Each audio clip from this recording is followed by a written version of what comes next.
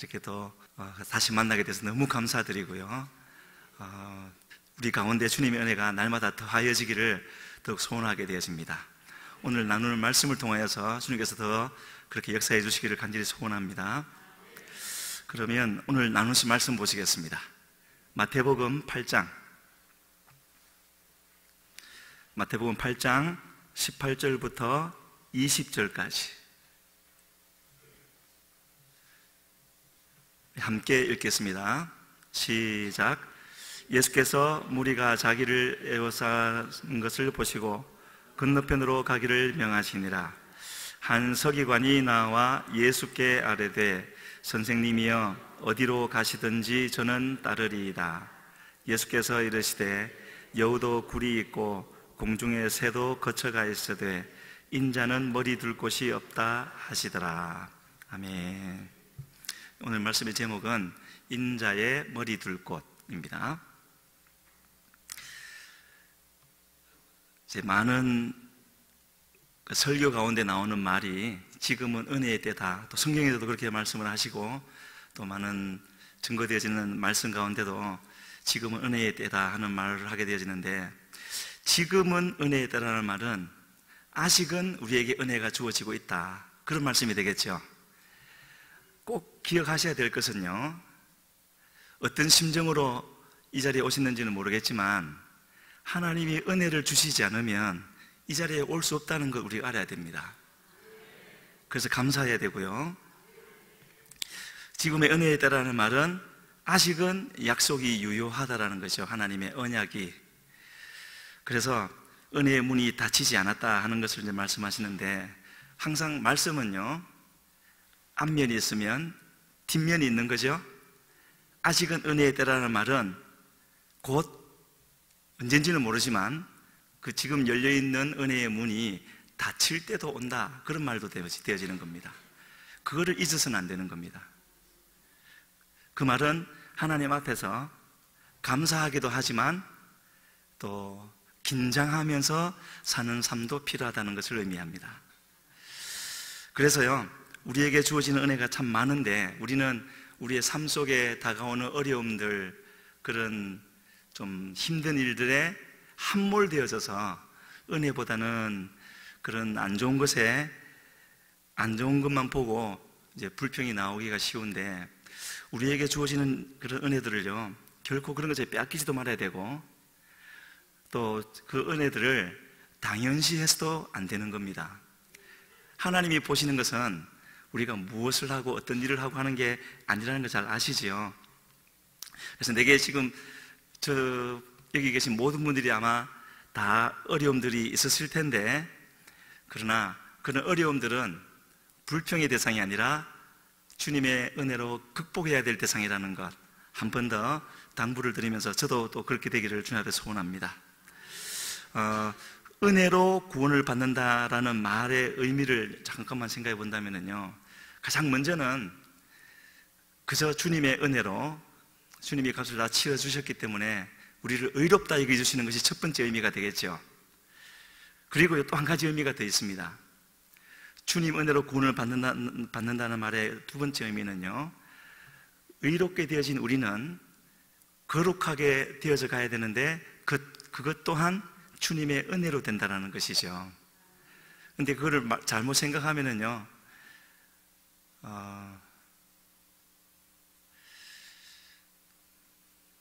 아무튼 주님의 은혜로 우리가 구원을 받게 되어지고 나서 그 뒤의 삶은 구원받았으니까 아무렇게나 가는 것이 아니라 구원과 그 뒤에 이어지는 거룩하게 되어지는 삶은 한 일직선상에 있습니다. 결코 하나님의 은혜로, 또 하나님의 은혜가 무한하고 무슨 죄든지 용서하실 수 있다고 해서 마음대로 살아서는 안 되는 것이죠. 물론 우리가 죄를 아무리 많이 지어도 돌아와서 회개하기만 하면은 하나님은 다 용서하시는 하나님이시지만 또 회복시켜 주시는 하나님이지만, 우리 하나님은 과거의 하나님이 아니라 과거의 하나님이시기도 하지만 항상 현재의 하나님이시죠. 지금 내가 하나님 앞에 어떤 모습으로 서 있는가, 그게 중요한 겁니다. 한번 자신을 이제 돌아보시고요, 하나님의 그 우리에게 주신 법칙 중에 성경 전체에 흐르는 많은 법칙들이 있죠. 그 중에 한 가지가 있다면 하나님은 하나님 쪽에서 먼저 약속을 주시죠. 그리고 그 약속을 반드시 이루십니다.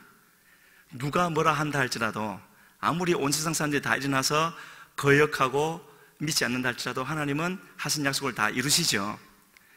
그런데 한 가지 법칙이 그 속에 함께하게 되어집니다.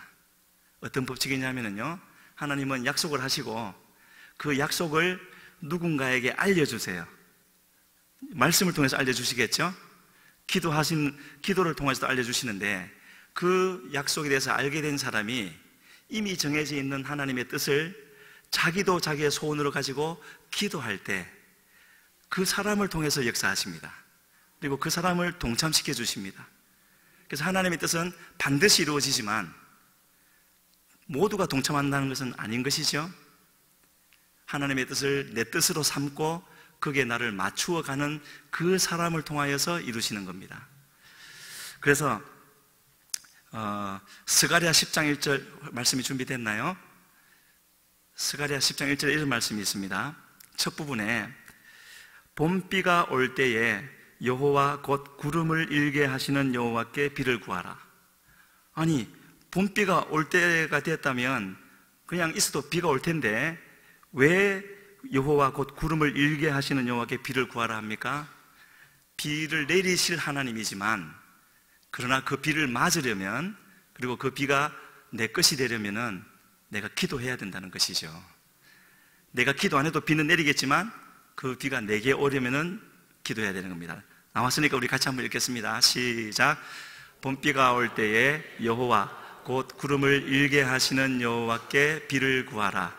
무리에게 소낙비를 내려서 밭의 채소를 각 사람에게 주시리라. 아멘. 그래서 지금은 은혜의 때요라는 말씀을 믿으십니까?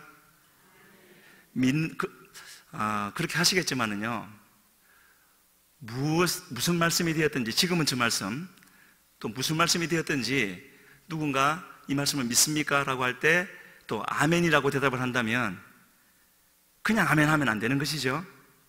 저기서 여호와께 비를 구하라 그랬었으면, 그리고 아멘을 하셨다면 기도하셔야 되는 겁니다. 안 그러면 그 아멘은 거짓이죠. 심각하게 중하게 그 말씀을 받아들이셔야 됩니다. 그냥 아멘이라고 그 강사가 앞에 있는 설교자가 뭐라고 한다고 화답하는 차원에서만 아멘하면 안 된다는 것이죠. 그래서 여기서 저 스가랴 말씀에서 하나님이 비를 내려주시는데 그 비는 하나님 자신이죠. 그리고 하나님의 주시는 생명입니다. 계속 그 비를 맞아야 되는 것이죠. 그래서 우리가 기도해야 되는 겁니다. 기도를 얼마나 많이 하시겠지만 저는 이제 모르니까요. 기도는 내가 하기 어렵다고 안 해도 되고 그런 것이 아니죠. 반드시 해야 되는 것입니다. 하나님을 믿는 믿음이 있는 사람이라면 반드시 해야 되는 것이죠. 제가 이제 한 가지 말씀드릴 게 있는데, 제가 이제 필리핀으로 간 지가 2년이 조금 넘었습니다. 1년 반쯤 전인 것 같아요. 얼마 전에 왔던 우리 이석진 선교사님 있죠? 이석진 선교사님이 한 번은 1년 반쯤 전이니까 작년 한 4월인가 정확히는 모르겠습니다. 저한테 그런 말을 해왔습니다. 기도 모임을 시작하는데 같이 하겠냐요. 그래서 무슨 기도 모임이냐고 물었더니 그 기도 모임 제목이 묵기통이래요. 묵상, 기도, 그리고 통독. 처음에 이제 기도 시작하기 전에 한 30분 정도 말씀을 한 구절을 집중적으로 묵상해서 기도줄을 잡고, 그리고 그 말씀으로 시작해서 기도를 시작하고, 나중에는 또 시간을 조금 내어서 성경을 전체 통독하는 과정으로 해가는 그런 기도라고 하는데, 하루에 3시간씩 한다 합니다. 제가 그 말을 듣자마자 이제 표정 관리를 좀 하면서, 근데 목사니까, 근데 표정 관리를 하면서 뭐라고 변명을 하면서 안 했어요. 무슨 변명인지 제가 기억이 안 납니다. 그냥 둘러대는 말이었기 때문에. 근데 그때 제 마음속에 들었던 진짜 본심이 뭐였냐면은, 좀 목표를 현실적으로 세워야지 하루에 3시간씩 어떻게 기도하냐? 하루 3시간이면 오전이 날아갈 수 있고, 오후에 하면 오후가 날아가고, 저녁에 하면은 저녁이 날아가고, 그러지 않습니까? 3시간을 빼버리면. 그걸 매일 한대요. 그래서 하겠냐 그래서 안 했죠. 얼마 못 갈 것이다. 제 판단으로는 그렇게 하고. 근데 그 기도를 새벽 4시에 일어나서 7시에 할 줄은 제가 생각을 못 했습니다. 그렇게 하더라고요. 그때 시작했더라면 얼마나 좋았을까요? 그리고 나서 1년이 더 지나고 올해 4월에 어떤 과정을 거쳐서 제가 이제 동참하게 되어졌습니다. 그래서 이제 시작한 지가 몇 달 하지 안 됐는데, 그렇게 하고 보니 비현실적인 것 같았던 그 기도가 지금 생각하면은요, 그렇게 기도 안 하고 어떻게 신앙생활을 할 수 있나? 어떻게 사역을 할 수가 있나? 그 뒤에 알게 된 건데요. 그렇게 그 기도회를 인도하는 분들은 2주 전인가 여기에 와서 금요 기도회 때 기도 인도하신 김상일 목사님 있죠? 그분입니다. 내일부터 또 말씀 기도 학교 시작하지 않습니까? 우리 피택 되신 분들요. 바로 거기입니다. 그래서 뒤에 보니까 그 3시간은 저는 너무나 저한테는 비현실적인 그런 거라고 생각했는데, 시작하고 보니까요, 그 기도회를 인도하는 분들은 3시간은 기본 중에 기본으로 하는 거였더라고요. 너무나 바쁘게 이제 그 선교 사역을 하시는데, 어쩌다가 일정이 없는 날이 있으면 그냥 하루 종일 기도하는 거예요, 그분들은. 그리고 그렇게 진행되고 나서 또 한 가지 제안이 들어왔는데, 이제 3시간씩 하는 그거는 각자 하는 거거든요. 각자 카카오톡에 단톡방을 만들어 가지고 시간 정해서 서로 깨워주는 거예요. 그래서 이제 각자 있는 곳에서 하는데, 일주일에 한 번은 모여서 하자 그러더라고요. 얼마나 합니까? 그랬더니 8시간 한대요. 밥도 안 주고 물 한 병 주고. 그래서 그것도 처음에는 어떻게 해서든지 빠져나가고 싶었는데 빠져나갈 수가 없었습니다. 그래서 걱정하는 마음으로 어떻게 8시간을 할까 하고 갔는데, 처음에 찬양을 좀 하고 우리 가장 먼저 회개합시다 하고 회개 기도 제목을 내놓고 기도하자는데, 타이머를요 딱 꺼내더니 제가 1시간을 맞추겠습니다. 그러더니 회개 기도를 1시간 하더라고요.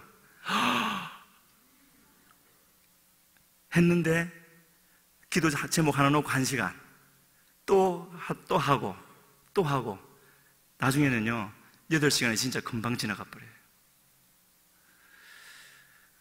그래서 제가 무슨 마음이 드는 줄 아십니까? 그렇게 조금 진행되면서 이거 빨리 우리 교회에 알려야 되겠다. 제가 할 수 있는 건 아니었지만 제가 제 마음에 가장 먼저 든 거는 바로 그거였습니다. 우리 교회에 알려야 되겠다. 다른 거 궁극이 하나도 없어요. 말씀 읽고 말씀 붙잡고 기도하고, 그럼 하나님 역사하시는 겁니다. 그에 대해서 드릴 말씀들이 많이 있는데 차근차근 기회가 있으면 전달해 드리도록 하겠습니다. 그래서 봄비가 올 때에 우리가 하나님께 구해야 될 이유, 첫 번째는 그 비를 막기 위해서도 기도해야 되고요. 기도 안 하고 신앙생활을 할 수 있으시던가요?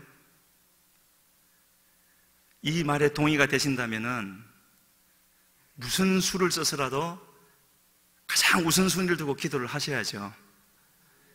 하나님이 그런 믿음을 찾으시는 줄로 믿습니다. 그래서 하나님이 내리시는 비를 맞는 사람은 다른 누구가 아니라 하나님의 그 은혜를 가장 귀하게 여기는 사람. 그 말은 다른 무엇과도 바꾸지 않을 사람이 그 은혜의 비를 맞게 될 것이고요. 그리고 그 비를 계속 맞는 사람은 점점 더 그 은혜를 더 간절히 찾게 될 것이고, 동시에 세상 것, 죄, 이제 우리 성도님들쯤 되면 그 분명한 누구를 죽이거나 훔치거나 거짓말하거나 이런 분명한 죄 말고도 하나님이 이제 기뻐하지 않으실 것 같다 하면은 그를 과감하게 버려드리는 것, 그게 주님을 사랑하는 거죠. 그것이 주님을 존귀하게 여겨드리는 겁니다.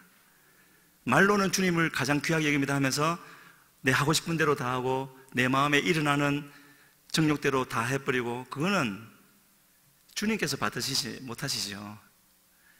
그래서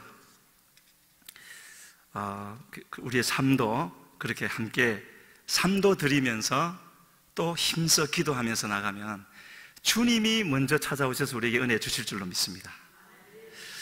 그래서 우리 믿는 사람들이 하는 말 중에 참 인생 아무것도 아니다 이런 말 할 수 있는데, 이거는요 결코 우리 인생에 대한 허무주의에서 오는 말이 아니죠.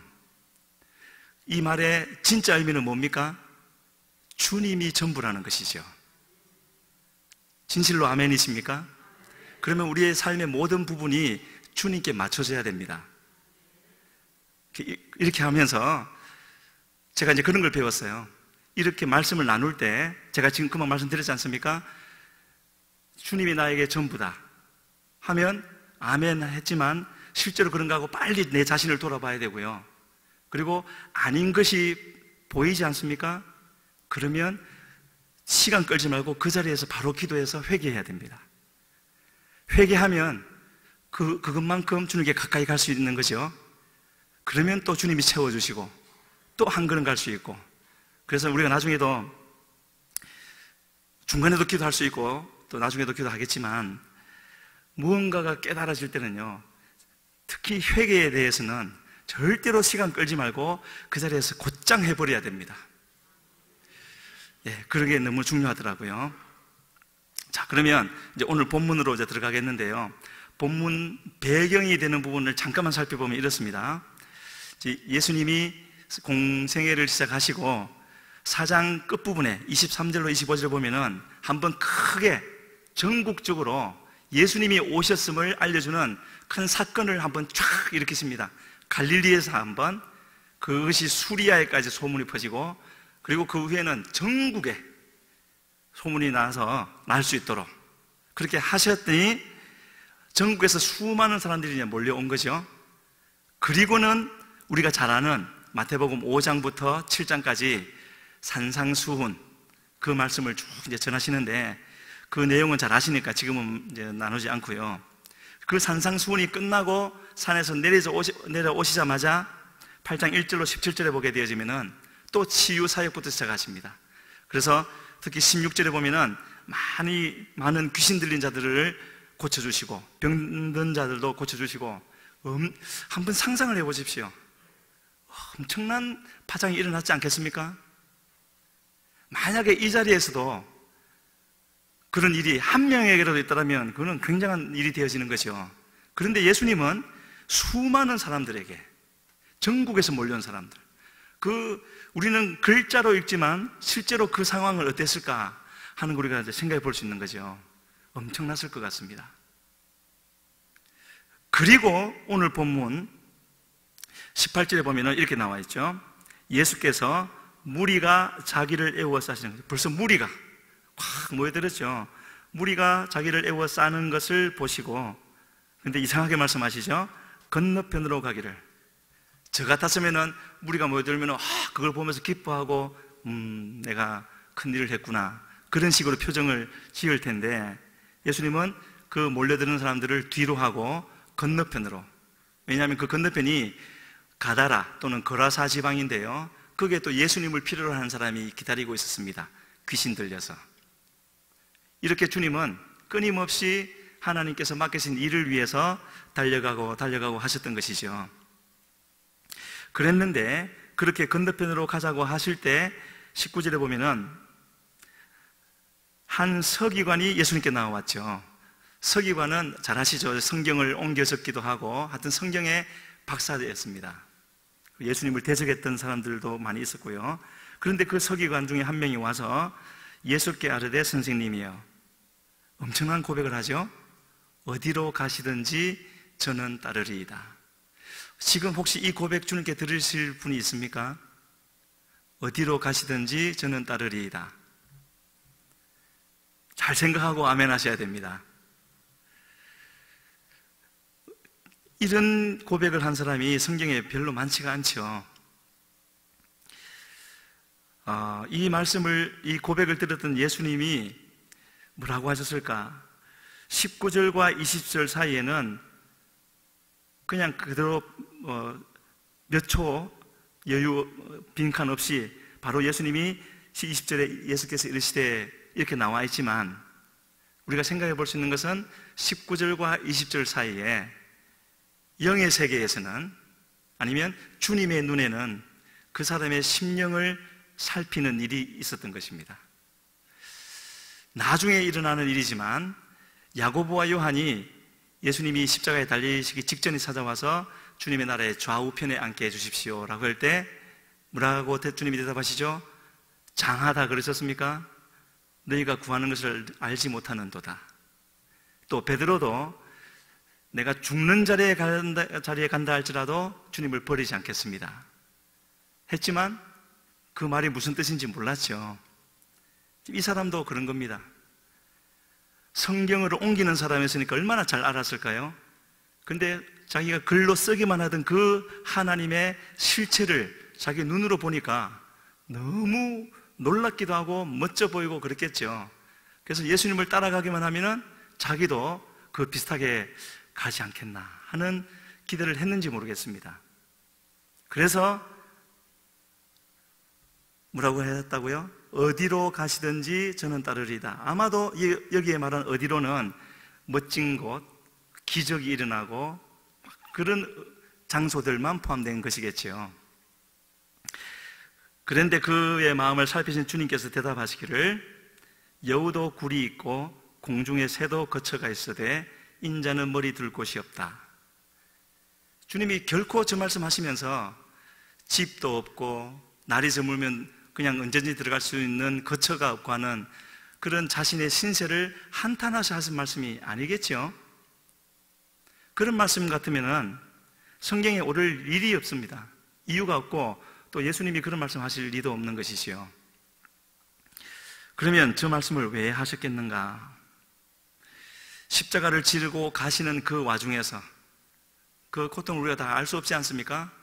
하지만 뒤따라오면서 예수님의 그 상황에 대해서 슬퍼하면서 안타까워하면서 눈물을 흘리는 그 여인들을 향해서 주님이 뭐라 그러십니까?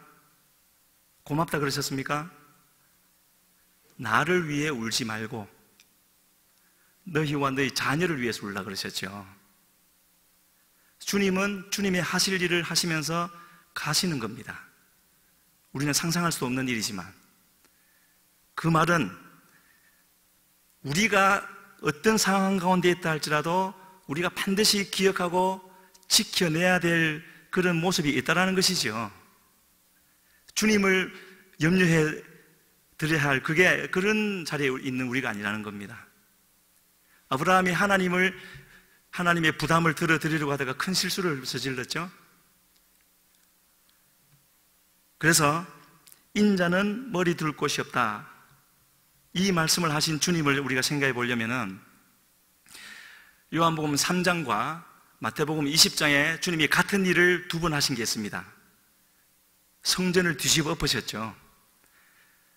공생에 시작하면서 예루살렘에 처음 올라오셨을 때 그때도 가장 먼저 하신 일이 성전을 다 뒤집어 엎으셨습니다. 돈 바꾸는 자, 양과 비둘기 파는 사람들 다 돈 환전하는 돈판도 다 엎어버리고 사람도 쫓아내고 채찍으로 만들어서 쳐버리고. 왜 그렇게 하셨죠? 성전은 우리 마음이죠. 성전은 그렇게 되어져야 할 곳이 아니었기 때문에 그렇습니다.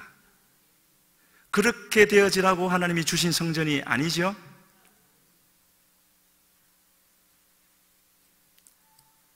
그 주님께서 그렇게 항상 우리의 마음을 살피시는 주님께서 그 서기관의 마음도 살피시고 나서 여우와 또 새 얘기를 하시면서 인자, 예수님 자신이 머리 둘 곳이 없다 라고 하신 것은 결코 자신의 상황에 대해서 어떤 변호를 하거나 그런 것이 아니라 네가 지금 나에게 이르기를 내가 어디로 가든지 나와 함께 할 것이다 라고 하는데 그 말의 뜻은 이런 것이다. 지금 네 마음이 내가 거처할 곳이 되어져 있느냐? 정말로 내가 어디로 가든지 나와 함께 할 수가 있느냐? 그거 물어보시는 거죠. 우리도 이 주님의 질문에 대답을 해야 되는 겁니다. 그 말의 첫 번째 대상이었던 서기관의 대답은 기록되지 않죠. 그럼 그 주변에 있었던 제자들의 반응은 어땠을 것이고, 그 자리에서 고침받은 사람들의 반응은 어땠을까? 또 지금 이 자리에 있는 우리는 그 주님의 질문 앞에 뭐라고 답을 할 수 있을까? 주님은 지금 그렇게 물으시는 겁니다. 내가 네 삶의 주인이 될 수 있느냐? 종의 스케줄은 어떻게 결정됩니까? 주인의 명령으로 결정되죠. 우리는 그렇습니까? 잠언 4장 23절에 이런 말씀이 있습니다. 같이 읽겠습니다. 모든 지킬 만한 것 중에 더욱 내 마음을 지키라. 생명의 근원이 이에서 남이니라. 주님이 지금 말씀하시는 게 바로 이 부분이죠. 어디든지 따라오겠다고 했는데, 제자들은 그렇게 주님을 따라가겠다고 나섰던 제자들은 항상 그들의 마음을 지켰습니까? 그러지를 못했죠. 그럴 수밖에 없는 우리들이지만, 주님을 알고 나서 주님을 따르겠다고 했을 때 바로 그때부터 치열한 전쟁이 우리 마음속에서 일어나는 것이죠. 그래서 우리는 우리에게 일어나는 일들을 해석함에 있어서 반드시 육적인 눈으로만 볼 것이 아니라 이런 영적인 세계에서 일어나는 일을 생각할 수 있어야 되는 것이죠. 제가 그래서 한번 6.25 때 가장 치열했던 전투에 대해서 한번 알아봤더니 백마고지 전투가 그렇게 치열했답니다. 마지막 열흘 동안요 12차례 전투가 있었는데 그 고지의 주인이 7번 바뀌었다 하고요, 유엔군 쪽의 사상자가 3,400명, 중공군의 사상자가 14,000명, 그리고 유엔군이 비행기로 폭격한 게 754회고요 포탄을 22만 발 쏘았다 합니다. 중공군 쪽에서는요 또 수만 발, 5만 5천 발 정도의 포탄을 쏘고 사람들은 수도 없이 왔다가 또 죽고 그렇게 했던 것이죠. 왜 그렇습니까? 그 고지가 중요하기 때문에. 거기만 차지하면은 그 주변은 다 소나기에 들어오니까. 우리의 마음이 그런 곳이라는 것이죠. 모든 지킬 만한 것보다 더 지켜야 될 것이 뭐라고요? 우리의 마음이 되어지는데 생명이 근원이 거기에서 난대요. 주님의 말씀으로 주님으로 채워지면은 영원한 생명의 근원이 될 것이고, 주님 아닌 다른 것이 채워지면은 반대가 되겠죠. 그래서 그것을 지키라. 그래서 주님이 아마도 인자는 머리 들 곳이 없다라고 하신 말을 우리가 그 서기관에 맞추어서 생각한다면 이렇게 말씀하신 것일 수 있지 않겠는가? 현재 네 마음 상태로는, 현재 네가 가지고 있는 기도 제목 가지고는 안 돼. 그 말씀인 것 같습니다. 네가 따르고자 하는 예수는 누구냐? 너는 어떤 예수를 따르느냐? 내 문제를 해결해주는 해결사냐? 아니면은 정말로 네 삶의 주인이고 이 삶을 다 드릴 수가 있겠느냐? 그렇게 물으신 것이 아니겠는가? 다음에 또 기회가 되면 나누겠지만은요, 다윗에게 주신 가장 큰 은혜 뭐겠습니까? 하나님이 다윗에게 주신 가장 큰 은혜, 어린 다윗을 왕으로 택해 주신 것, 아니면 좀 더 지나서 골리앗이라는 그 무시무시한 장군을 죽인 것, 아니면 실제로 이스라엘의 왕이 된 것, 어떤 것이겠습니까? 셋 다 아니고요, 하나님이 다윗에게 주신 가장 큰 은혜는 그에게 성전을 짓도록 허락하지 않으신 겁니다. 무슨 뜻이죠? 하나님의 일을 따르지 않고 하나님을 따르도록 하신 것. 이 부분은 너무 큰 부분이기 때문에 다음에 또 나누기로 하고요. 그래서 지금 여기서 인자는 머리 둘 곳이 없다라고 하셨는데, 그 머리 둘 곳 없는 주님께서 공생의 기간 중에 여러 번 찾아가셔서 쉬셨던 곳이 있습니다. 아마도 그곳은 주님이 가기에 편하셨던 것 같고, 또 그 집 주인도 주님이 오시면은 편안하게 예수님이 뭘 싫어하는가 알고 싫어하는 것은 다 치워버리고, 뭐 좋아하시는가 하면은 좋아하시는 그 과일이나 뭐 먹을 것도 좀 차려놓고. 열왕기하에 보면은 수넴 여인이 그렇게 했죠. 하나님의 사람 엘리사가 왔다 갔다 할 때 쉴 수 있도록 방을 하나 준비했는데, 그 방에 책상도 들어놓고 또 침대도 들어놓고 의자도 들어놓고 촛대도 해놓고, 그래서 얼마나 정성스럽게 했던지 엘리사 선지자가 뭐라 그럽니까? 우리를 위한 그 배려가 참 세심하다, 개역 한글판에는 주밀하다, 그렇게 표현을 하셨죠. 그런 곳이 인자의 머리 둘 곳 아니겠습니까? 물론 건물도 깨끗하고 이러면 좋겠지만 정말 마음으로 편하게 드릴 수 있는, 주님이 지금 내게 오신다면은 내 마음속에 주님이 편하게 거하실 수가 있겠는가 하는 건요. 그래서 우리가 지금 예배를 드리고 있는데 그런 표현을 제가 들은 적이 있습니다. 예배는 나의 관심의 표현이다. 주님을 얼마나 내가 알고 그 주님에 대해서 얼만큼 나의 관심을 표현하는가.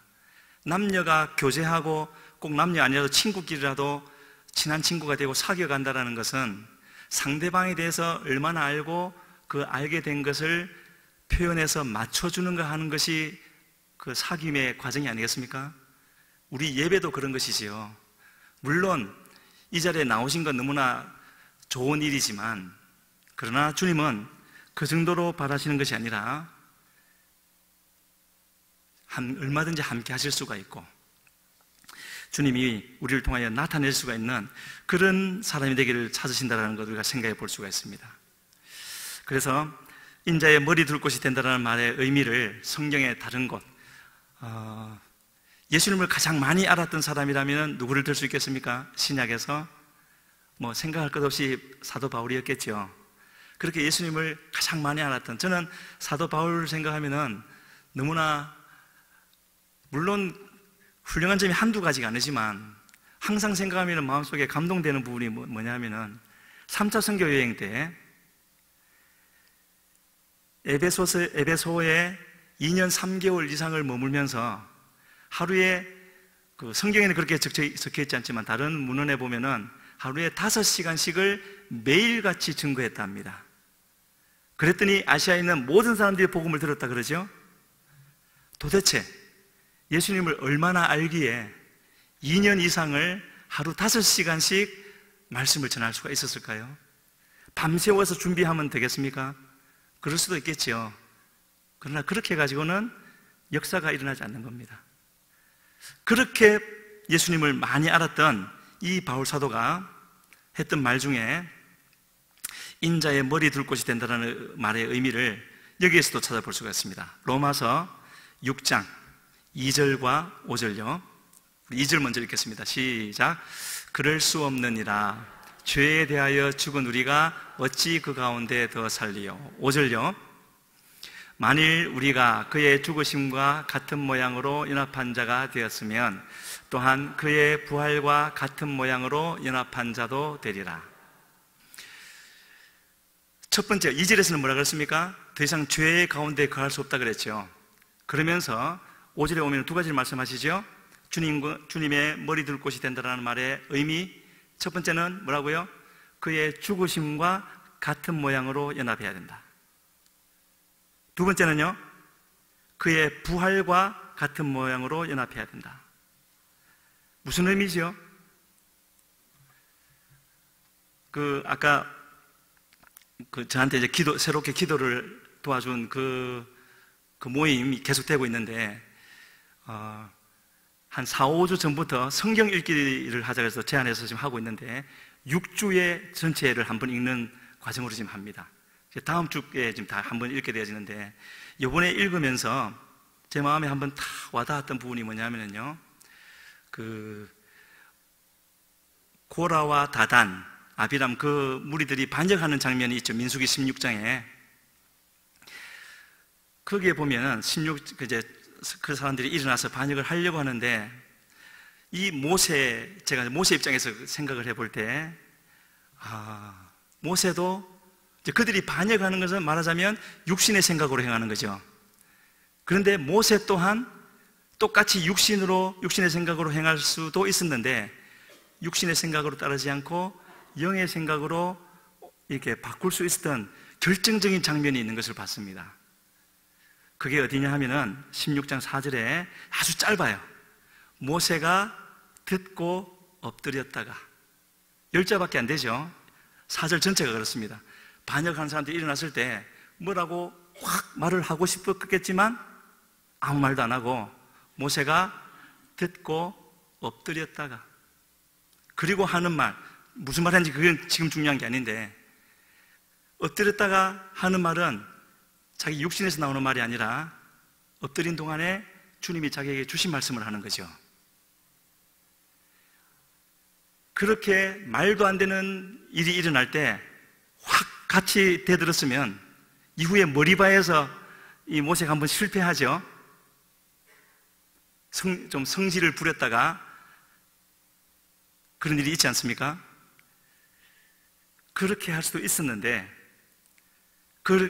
아무 말도 하지 않고 엎드리는 순간이 바로 주님과 주님의 죽으심과 같은 모양으로 연합하는 것이고, 그냥 엎드려서 그냥 분을 사귀는 게 아니라 기도했죠.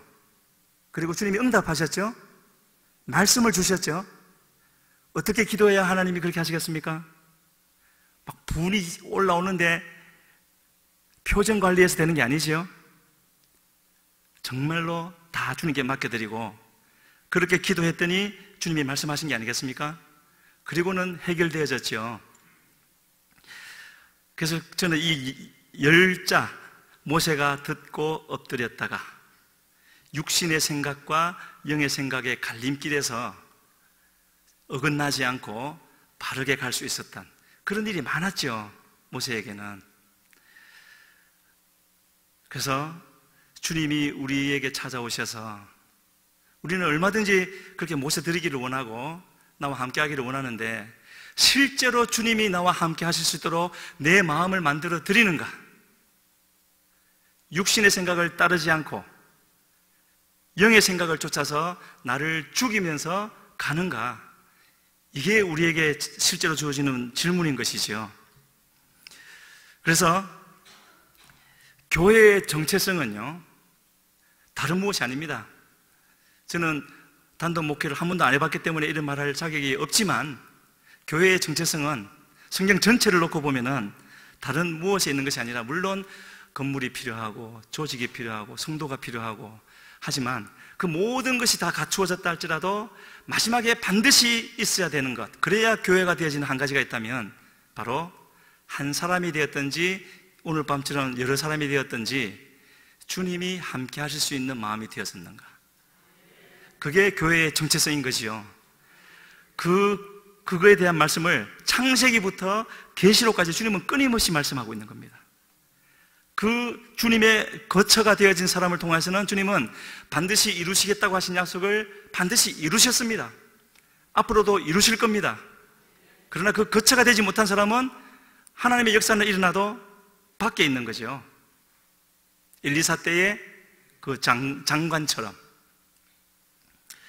그래서 다시 한번 우리가 자신을 되돌아봐야 됩니다.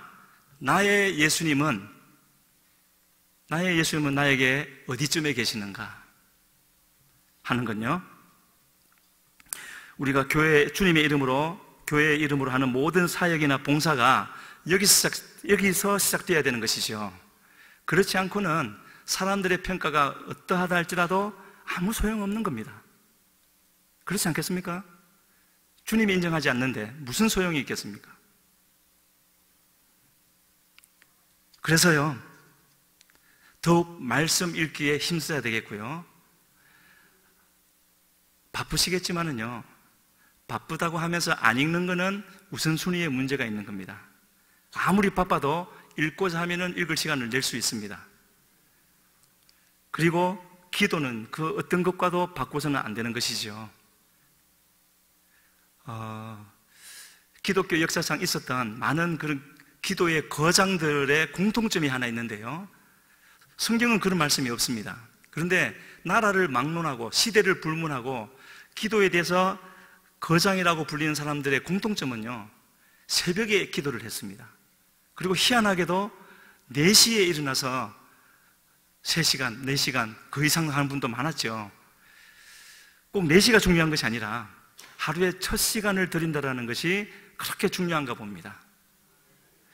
그래서 이거는 어떤 것과도 바꿈이 되어서는 안 되는 것이고요, 이것이 하늘 백성 된 자가 살아내야 될 하늘 문화겠지요. 말씀을 가까이 하고, 그리고 말씀을 읽으면 반드시 일어나는 현상 중에 하나가 내 속에 있는 잘못된 것이 보여지는 겁니다. 보여질 때 드러내야 되는 것이죠. 보여주시는데도 그냥 덮고 가버리면 그 뒤로는 안 되는 거죠.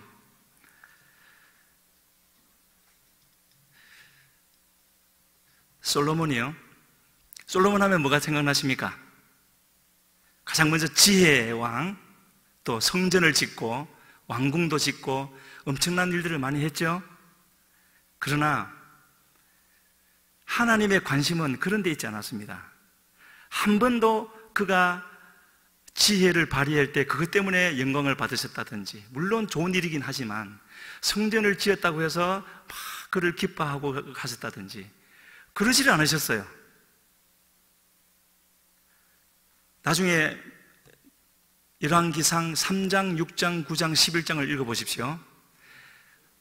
기브온 산당에서 첫 번제를 드리기 전, 또 그 후, 그리고 성전을 착공하기 직전, 성전을 완공했을 때, 이게 이제 3장, 6장, 9장에 나오고 11장은 이제 완전히 타락한 후에 솔로몬의 상태인데, 그때 공통적으로 하신 말씀이 있습니다.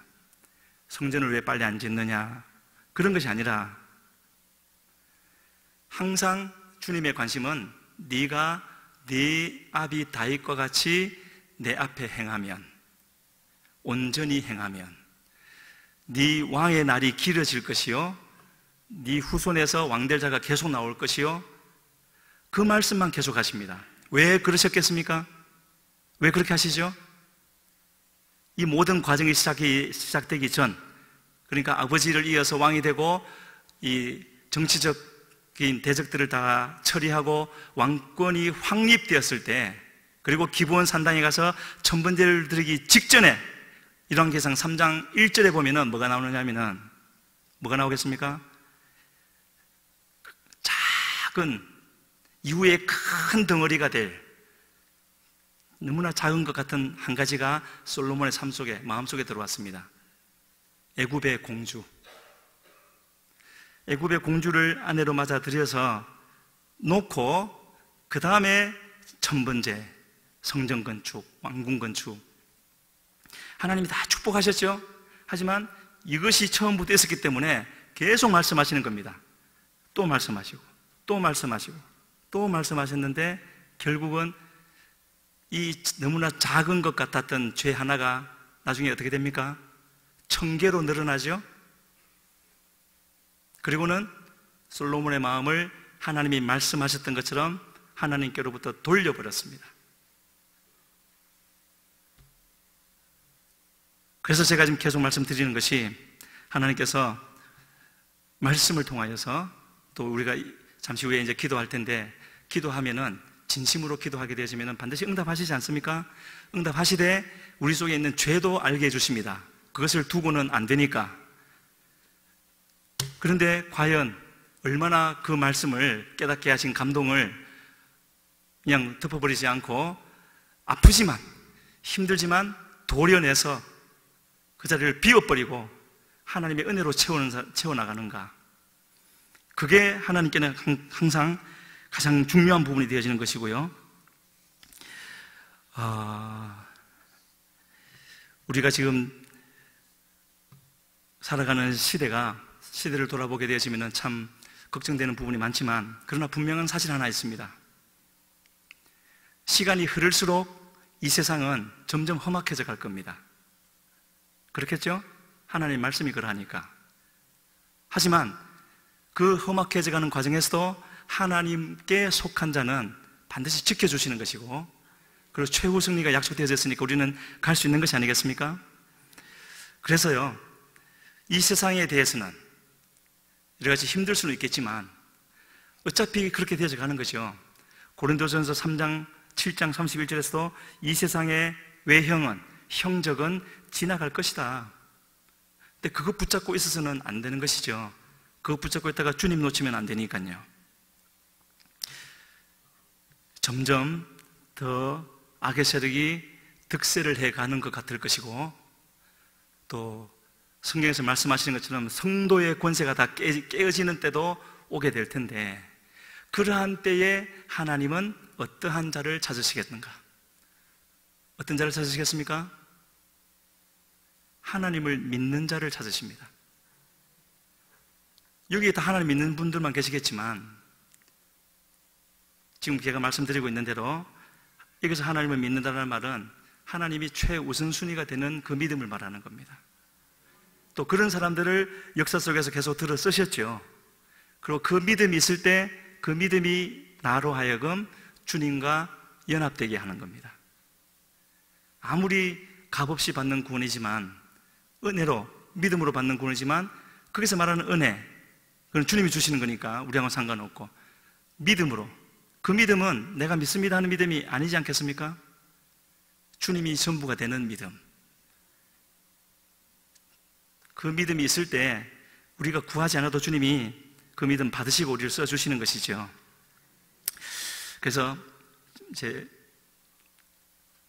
이런 질문을 드립니다. 주님을 믿는 것보다 더 나은 인생은 없다. 동의하십니까? 왜 그렇죠? 왜 주님을 믿는 것보다 더 좋은 인생은 없습니까? 모두에게 심판이 있기 때문에. 모두가 예수님을 믿건 믿지 않건 우리의 심령을 살피시는 주님 앞에 다 서게 될 것이고, 거기서 영원한 판결을 받게 될 것이기 때문에 예수님을 믿는 이 온전한 믿음, 예수님을 온전히 믿는 것보다 더 좋은 인생은 없다 하는 것을 우리가 말을 할 수가 있고요. 그래서 주님이 지금도 우리에게 이렇게 질문을 하시는 것이죠. 인자는 머리 둘 곳이 없다. 나의 마음을 살피시면서, 다른 데를 보지 않으시고요, 여기 계신 우리 모든 성도님들 마음 1대1로, 저는 이렇게 1대 100 정도로 이렇게 보고 있지만 주님은 다 1대1로 보시죠.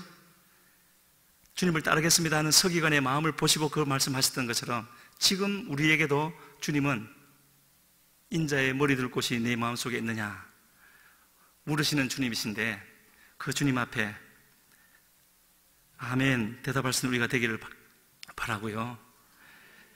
분명히 저도 그렇고 함께 하실 수 없는 요소가 있을 겁니다. 그걸 깨닫게 해주시는 것이 주님의 은혜입니다. 그런데 죄송하다 생각하고 그냥 듣고 가면 되겠습니까? 그러면 또 같은 자리죠. 그러면 또 반복돼야 됩니다.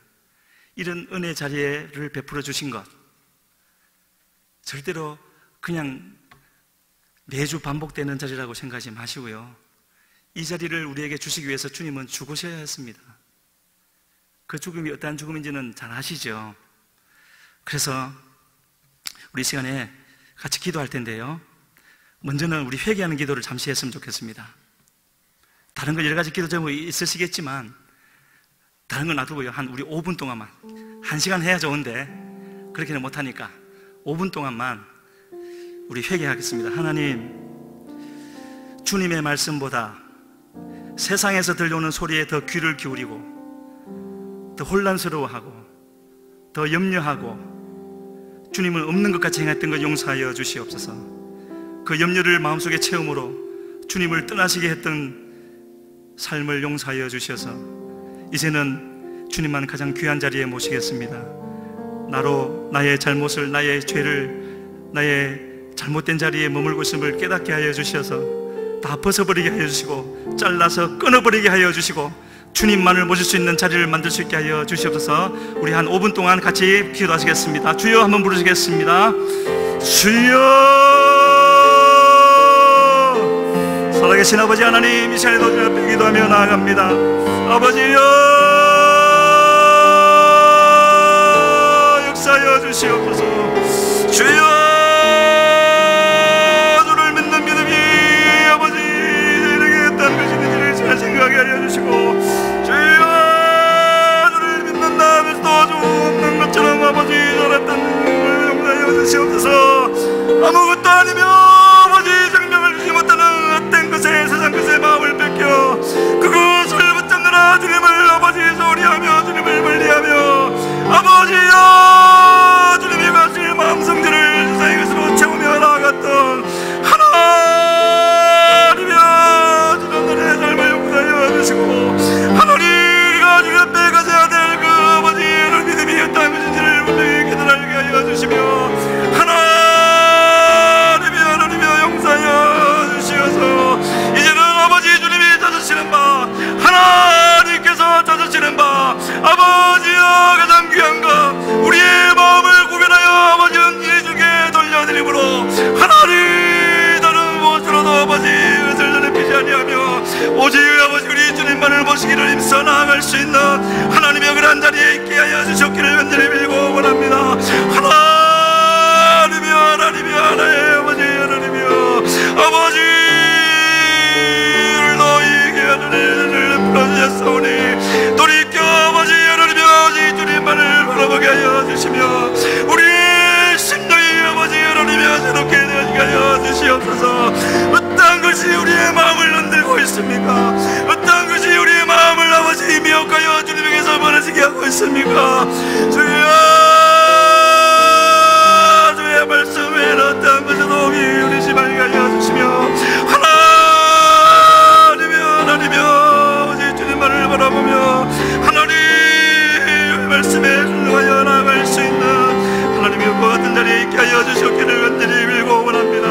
우리에게 가장 귀중한 것이 무엇인지를 알게 하시옵소서. 이 세상의 모든 것이 다 무너진다 하여도 주님만 계시면 되는 것이며 주님이 인정하시면 되는 것인 줄을 알고, 주여, 주의 일을 하느라 아버지 주님을 소리하는, 주님을 놓쳐버리는 그런 어리석은 자리에 아버지 떨어지지 말게 하여 주시고, 아버지여 이 시간에 오직 주님을 아버지 가장 마음 깊은 곳에, 가장 귀중한 곳에 모셔드려 주 앞에 가여 살아갈 수 있는 주여 그런 자리에 있게 하여 주시옵소서. 하나님, 나의 아버지 하나님 감사함을 드립니다. 아버지여 역사하여 주시고 지켜주시옵소서. 하나님 앞에 가여 나갈 수 있는 주여 하나님을 하여 주시옵소서. 우리 시간에 다시 한번 기도합니다. 한 가지 부탁드릴 것은요, 하나님께 방언의 은사를 받으신 분은 정말 감사하고 또 감사해야 됩니다. 그 방언을 주신 것은요, 나 방언 받았어, 나 방언 기도할 줄 알아 라는 그 정도의 말을 하라고 주신 것이 아닙니다. 기도하라고 주신 것입니다. 나의 축복을 위하여라고 하라는 것이 아니라 나를 맡겨주신, 나에게 맡겨주신 우리 구역을 위해서, 우리 순을 위해서, 우리 교회를 위해서, 우리 조국 대한민국을 위해서 시간을 들여서, 가장 귀한 시간 들여서 기도하라고, 기도하면 하나님이 들어 응답하시고 역사하시겠다고 그렇게 주신 방언의 은사인 줄 믿습니다. 방언의 은사를 받으신 분은 이제부터 더 힘써서 기도하시고, 새벽기도에 나오셔서 교회를 위해서 기도하시고, 자신을 위해서도 기도하시고, 나라를 위해서 기도할 수 있는 그런 우리 성도님들 되시길 바랍니다. 우리 시간에 같이 방언하실 수 있는 분은 힘을 다해서 방언으로 기도하시고, 안 되는 분은 방언을 달라고도 기도하시고, 또 우리의 목소리를 들어서 기도할 때에 하나님, 이제는 내게 있는 죄는 그 모양이라도 다 버리겠습니다. 주님만을 내 마음의 주인으로 모시겠습니다. 주님이 말씀하시는 것은 무엇이든지 순종하오리니 은혜에 다하여 주시고 세임 주시어서 내 마음속에 하나님의 나라를 이루게 하여 주시고, 나를 보는 모든 사람들이 우리 주님의 영광을 보게 하여 주시옵소서. 세우신 담임 목사님과 모든 부교육자들 성령으로 충만케 하여 주셔서 하나님의 교회를 주의 말씀과 주의 뜻에 따라 인도하여 나가게 하여 주시옵소서. 우리 주여 세 번 부르시고 간절히 기도하시다가 자유롭게 돌아가시겠습니다. 주여, 주여, 주여.